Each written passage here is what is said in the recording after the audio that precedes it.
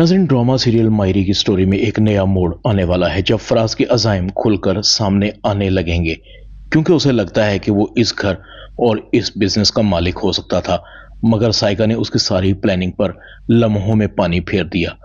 फराज कहता है, साइका तुमने मेरी इज्जत दो कौड़ी की कर दी। अच्छा खासा सब कुछ हाथ में आ रहा था, सारा काम बिगाड़ दिया। बड़ी मुश्किल से अपनी किस्मत को संवारने का मौका मिला था, मगर तुमने उसे भी तबाह करके रख दिया। ना अपने बारे में सोचा, ना अपने बच्चों के मुस्तकबिल के बारे में। करो अपनी मनमानी, सड़ती रहो, बैठी रहो अपने मेके में, और हबीब के बच्चों की तरह अपने बच्चों को भी उनका गुलाम बना के रख दो, ताकि सारी उम्र वो भी इनका एहसान माने। साइका कहती है, हम क्यों पड़े रहेंगे सारी उम्र इस घर में? ये आपका फर्ज है कि आप अच्छी नौकरी ढूंढें और हमें एक अच्छा घर लेकर दें। हम आपकी जिम्मेदारी हैं, हमारी जरूरतें आप पूरी करेंगे। मुझसे गलती हो गई कि मैं तुम्हें और बच्चों को लेकर यहां आ गई। अगर जहीर भाई हमें सहारा ना देते तो पता नहीं हम कहां पड़े होते। बजाय इसके कि आप जहीर भाई और उनके बच्चों का एहसान मानते, मगर आपने तो हद ही कर दी, चले थे उनके घर और कारोबार पर कब्जा करने। साइका कहती, मैं बता रही हूं फराज साहब, ज्यादा देर इस तरह से नहीं चलेगा, आपको अपनी जिम्मेदारी निभाना पड़ेगी।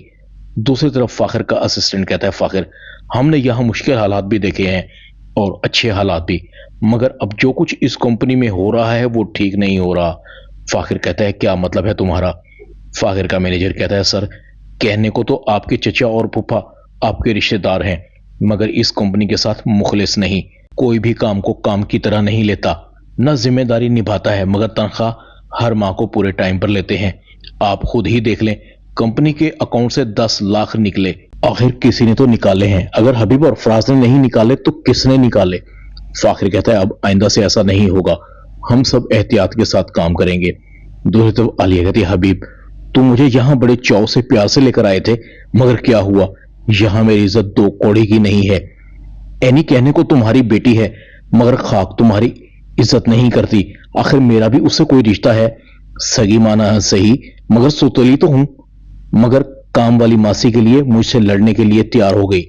हबीब कहता है, हाँ तुम्हें यहां आने का बड़ा शौक था ना, देखा इन्होंने मेरे साथ क्या किया, सब मेरे खिलाफ हो गए हैं।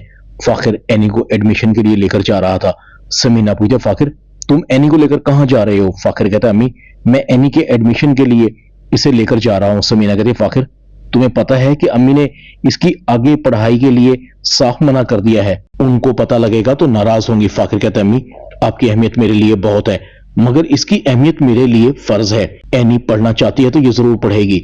अम्मा को मेरे साथ मिलकर आप भी समझाएं, औरतों के साथ हम कब तक इस घर में ज्यादती करते रहेंगे।